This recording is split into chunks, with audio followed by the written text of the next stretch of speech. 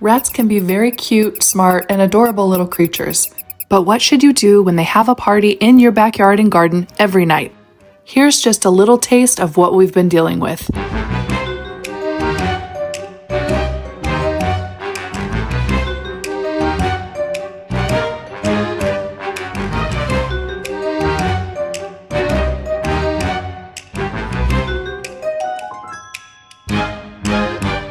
This may not seem that bad, but I knew we had a rat problem when I found rat poop all over our yard. And some of our security cameras revealed that rats had been eating some of the fruit trees and other plants and shrubs that we had worked so hard to grow. In this video, I'm testing some of the top strategies experts recommend in order to get rid of our rat infestation. I'm sharing what finally worked for us, along with what not to do. The first strategy I used was to set traps. Rats can be very invasive, especially if they get into your home. They can cause all kinds of damage, eating your wires, going after food, and anything else that they can find. This is the type of trap that I got. It's the Victor brand, and I got it from Home Depot. And I set several in the areas where we had seen rats on our security cameras. I added some bait and waited several days, and nothing. Unfortunately, the rats were either too smart or not interested in the traps, and this method did not work for me. Moving on, I decided to test out several rat repellents in different areas where I had seen them running around our yard. First up was cayenne pepper. Cayenne pepper is very spicy, a little bit hot, and if you get your nose anywhere near the fine powder, it can make you sneeze, it can kind of give you itchy eyes and a runny nose. At least it did for me, but I figured if it did for me, hopefully it would for the rats, or it would at least deter them. Another recommended repellent I decided to try was pure concentrated peppermint oil mixed with water in a spray bottle. I applied this mixture around affected areas generously, and I hoped that the rats would get one whiff and run the other direction.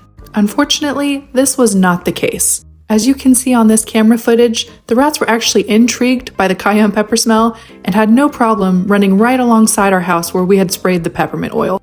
After 2 failed attempts now to try to get rid of our rat population, I wondered which strategy should I try next. Since I noticed the rats around our yard were gathering leaves and twigs and other items to make nests, I decided to eliminate as many of the shelter-making materials that they use as I possibly could.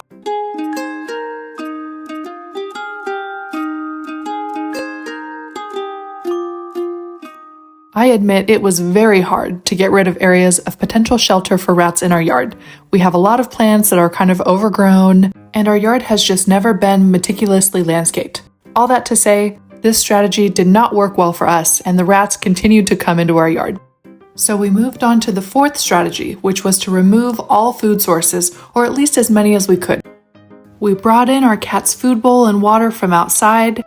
I also tried to make it a priority to pick any and all fresh and ripe fruit that we were growing because rats love fruit and I want to enjoy my fruit, which this strawberry was delicious, by the way. I don't want the rats to get it, so I tried to pick everything I could before the rats could get to it. I hadn't seen rats go after my tomatoes, but this one looked too delicious not to try. I'd say the results were mixed on this one.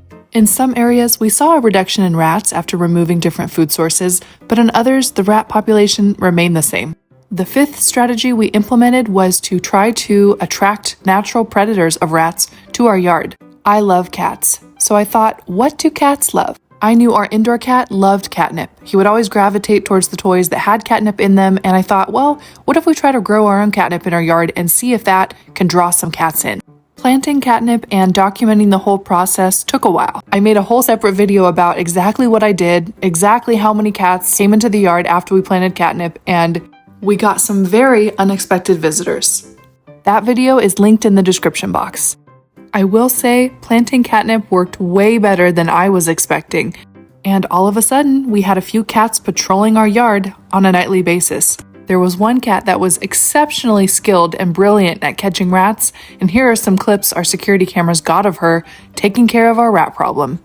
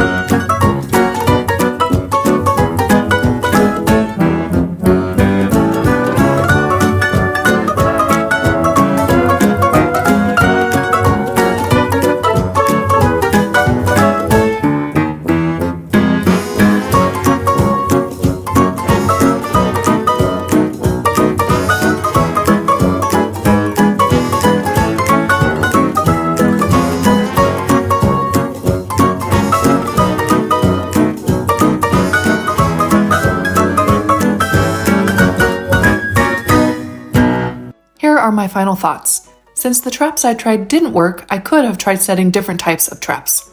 I thought about this, but was concerned different traps could attract or possibly even hurt other animals. Also, while the cayenne pepper and peppermint oil repellents weren't effective for me, there are other natural products out there worth considering that include scents like eucalyptus, citronella, or lavender. And I learned rats are very creative when it comes to building nests. Keep an eye out in your yard for materials you can remove to prevent rat shelters. As a gardener who grows fruits and vegetables, be mindful with harvesting what you can and work to reduce food sources for rats. What worked the best for us was attracting natural predators to our yard.